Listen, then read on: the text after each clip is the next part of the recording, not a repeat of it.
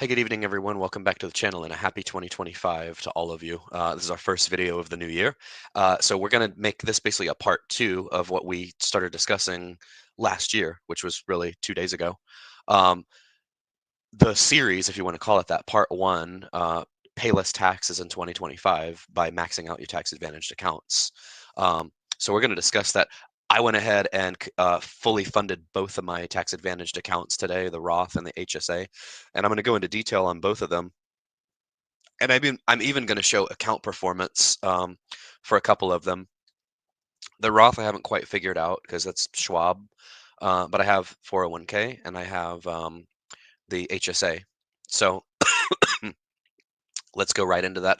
And one of my New Year's resolutions this year, I really want to break the mindset that investing is risky. Like I've emphasized, and let me just go right into this chart here, because you're going to see my investing style is unconventional, but it works. And I've had great returns for the last several years, really, over like a 10-year time frame.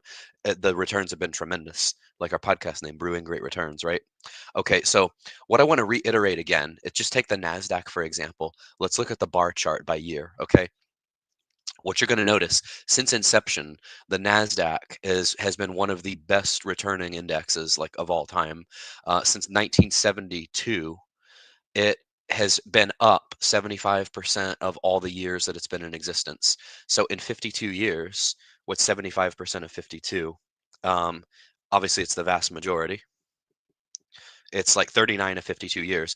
And what you'll notice, the batting average in the last 15 years has gotten even better. So only three of the last 15 years have been down. And this index had an incredible run, the late 90s from 95 to 99. I don't think we'll ever see this again, especially the fact that it did 86% almost in 1999. Party like it's 1999, right? Isn't it crazy how it seems like the past just keeps getting further and further away, right? I saw some meme that 2050 is closer than 1995 now. Anyway, so speaking of 1995, we did 40% then in that year, then 23%, 20, almost 22%. I mean, this 5-year period, if you maxed out your 401k during this 5-year period, you would have been insanely rich. So since I've been an investor in the NASDAQ, I mean, look at this, 38%, 2013, 13, almost 6%, 7.5%. How about this 28%, 2017, barely down in 2018, 35% and 19, almost 44% in 2021 was 21%. How about that? 21% in 2021. Then what the market giveth, it taketh away in 1 year. Only 1 year, though, out of the last like 6 years or 5 years. It's only been down one of the last 5 years. So, how are we doing as far as reversion to the mean in the last, let's see, 6 years, right? 1 out of 6, that's 16%, right? So that means 83%. So our batting average, folks, is actually increasing over time.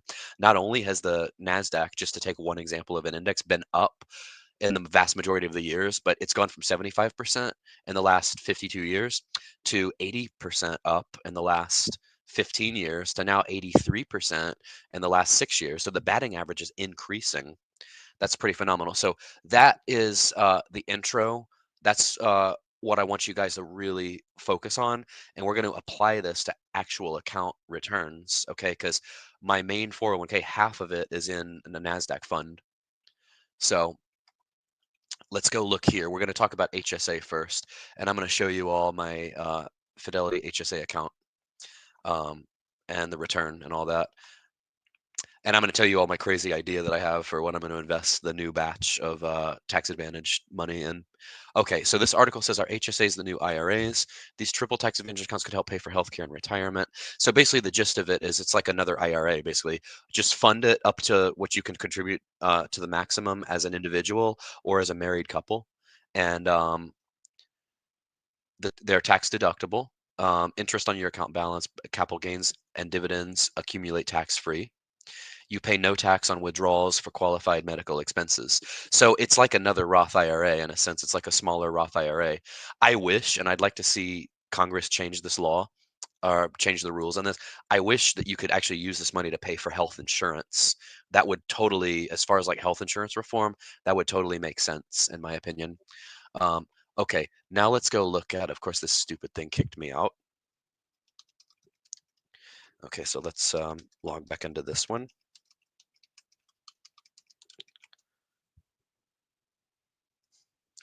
Multi-factor authentication, gotta love it. We're gonna go over the HSA first, and we'll go over the 401k.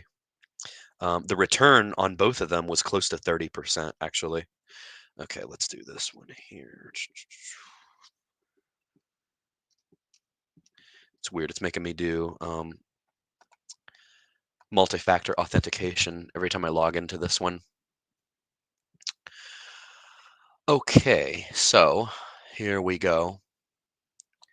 So as they say, word to the wise is sufficient.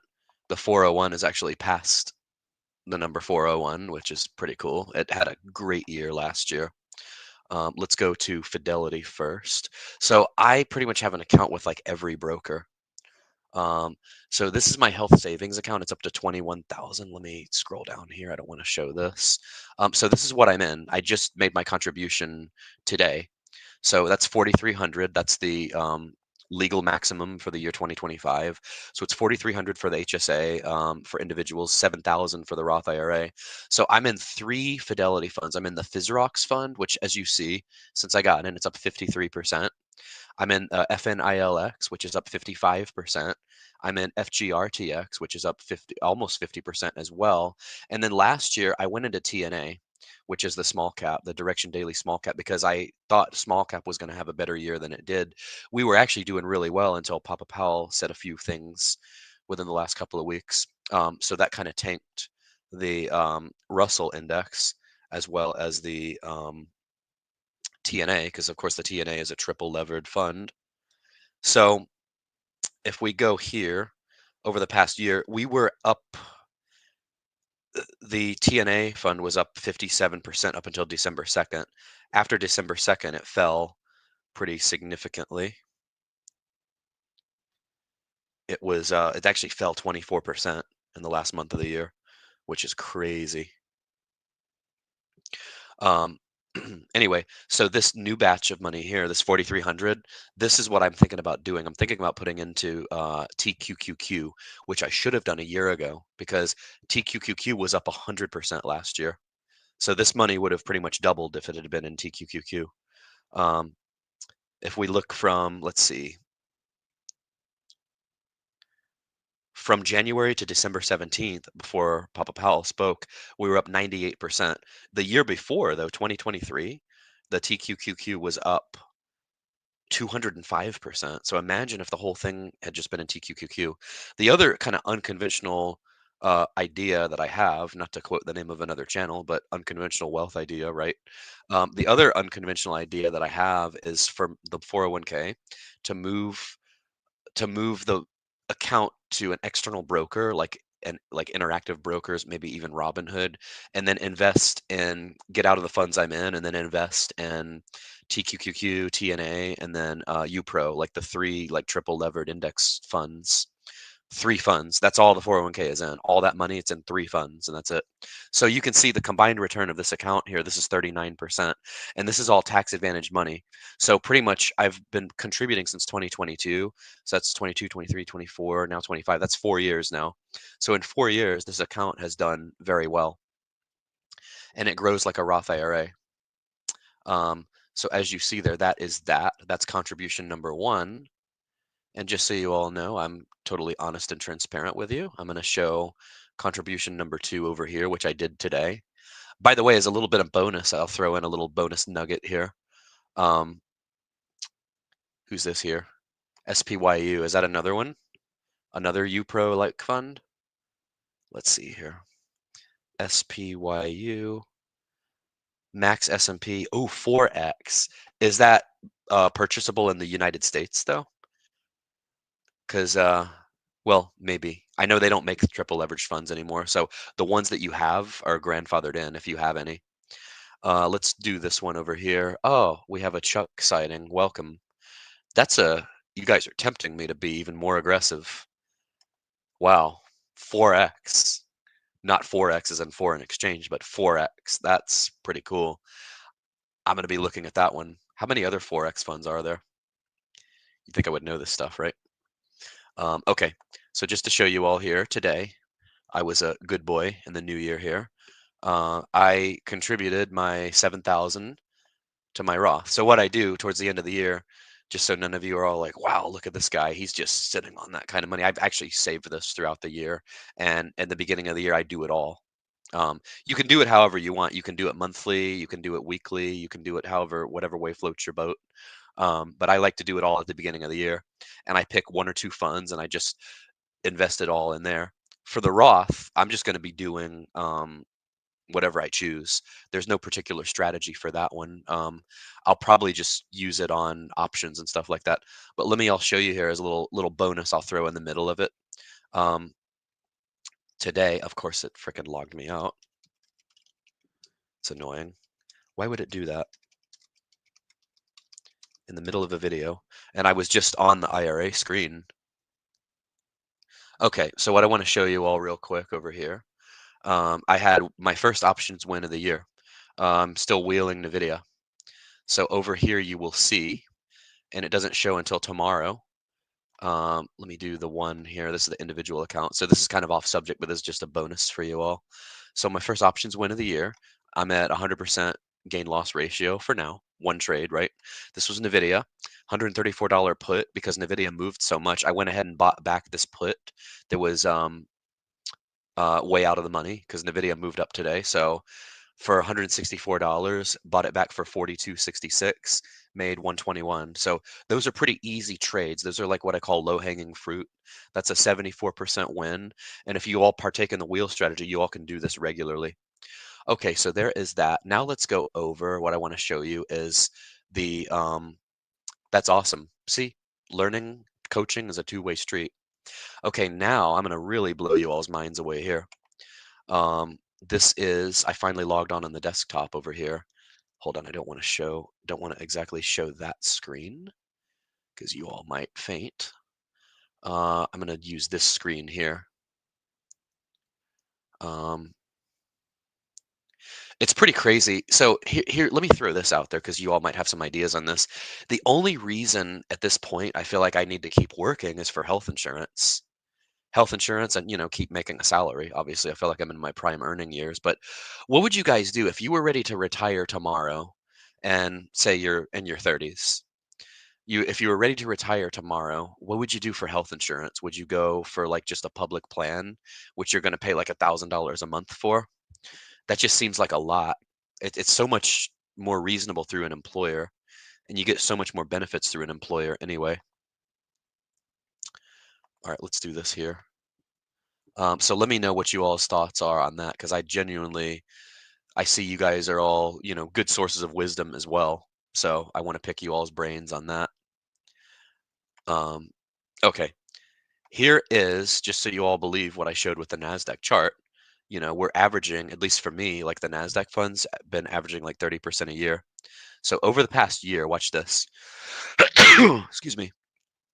My rate of return last year was 30%, combined 30%. Look at that. Between 2022, which includes a down year, and 2025, it's a cumulative 40%. This is what down years do. The down year screwed up my average. It took it down to 12%. If we look at the last 5 years, though, from 2020, annualized 16%, cumulative 109%. So believe it or not, the bulk of this account, because when it gets more money, it starts to exponentially increase. So the bulk of the money in this account was created, basically. This is like created wealth. This is what the beauty of investing is, right? That's why I call it like compound interest, the eighth wonder of the world. The bulk of the money in this account was created over the last 5 years. So even though a lot was put in over the last 5 to 10 years, the bulk of it, because it's gone like a J curve, the bulk of it's come over the last 5 years. So now what we're going to do, we're going to go look at from like 2017. Hold on here. Let me just pick this is annoying. Let's see if it goes back that far. Oh, that's stupid. Date must be after 2020. Why? We can only, it's crazy, folks. 2020 was now 5 years ago, which means COVID was now 5 years ago. Let me see what I can show you all here. This would make you all go crazy here. The amount I transferred into one fund here. That is so stupid. Why can't I see more than that? Here's what I might as well just show you all the whole thing. I'm in 3 funds, basically. Half of it's in a large cap NASDAQ fund, half of it's in my old company's stock, or I'm sorry, half and then 25 and 25. 25% is in the S&P 500, 25%. Actually, I need to rebalance because this is over 60% of the account, actually. Watch the performance here. This is okay. This is what I'm looking for, folks. This is actually perfect. 10 years, 16.56%. 5 years, 20%. 1 year, 37% in this one. The JP Morgan stock, how about this one? That was the best of the 3 funds, 62%. It did 16.67% over 5 years. We have what we call reversion to the mean, 18.2% over 10 years. The 1 year for the S&P 500, 33% still. So this fund actually, I want to say, outperformed the S&P in 1 year. 5 years, 15.79, 10 years, 13%.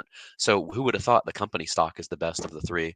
I'm not going to bother rebalancing. What you can actually do in the change my investments, you can actually rebalance it so that it sticks to your 50, 25, 25 allocation. Well, in my case, 50, 25, 25. So this, folks, this is the beauty of tax advantaged accounts, because this one is you can contribute up to 23,500 in this account. So when, and of course, the one I'm showing you is not the one I'm even contributing to anymore because I have a new one with my current employer. This one I haven't contributed to since like 2022, and this one's still growing, quite nicely. So we looked at that one. We looked at this over here. There's different funds that it's in. Some of it's in a Roth because I started with the Roth. Some of it's in before tax. Let me see what else I can show over here. Some people think I'm really dumb for doing this, but I just refer to it as being transparent. Let's see over here. Okay, we looked at annualized return. Check this out. This is my J curve here, balance over time. Okay, so since 2022, we had the down year in 2022. The bulk of what this account has grown to has come over the past 2 years, really the past 2 years. I've balanced in and out of different funds, of course. This one has done the best, but I put the vast majority, of course, that's like 60% of the account. Let's see how far back this goes. It only goes to January 2022. You can see we had a down year. You can see the account dropped quite a bit in 2022 because we bottomed out like in October of that year, which is when I started my new job. And then since then, it's just absolutely roared back. Anyway, so that what I wanted to show there, I wanted to illustrate how well you can do by picking aggressive funds in tax advantaged accounts and maxing them out. If you want the pathway to wealth, it's right there. But to get there, you have to do something that's a little 4-letter word. It's called WORK, work. You got to earn it, which is also another 4-letter word, EARN, earn. It's not going to be handed to you, folks. You have to do it yourself. But you got all the tools at your disposal to do it, which is the good news. He says, I would stay at my job for a bit longer because my employer pays for my insurance. It would take me longer to leave because of that. See, that's the thing. No one knows what to do when it comes to like health insurance. If they were to leave a job, I know for one thing, we don't have the individual mandate with that we had with Obamacare anymore. So you could technically opt out of insurance, but that is a risky thing. I mean, I could see maybe when you're young going every other year without insurance, but that's a totally risky thing because a lot can happen in a year. Next thing I want to go over again, just to confirm the IRS limits for 401k. And we went over this over time. We went over this in part 1 of this video, but we're just going to reiterate it again. So this year it increased to 23.5 for the 401. Let's do this. It increased $500 in 2025, up from 23,000 in 2024. Roth IRA.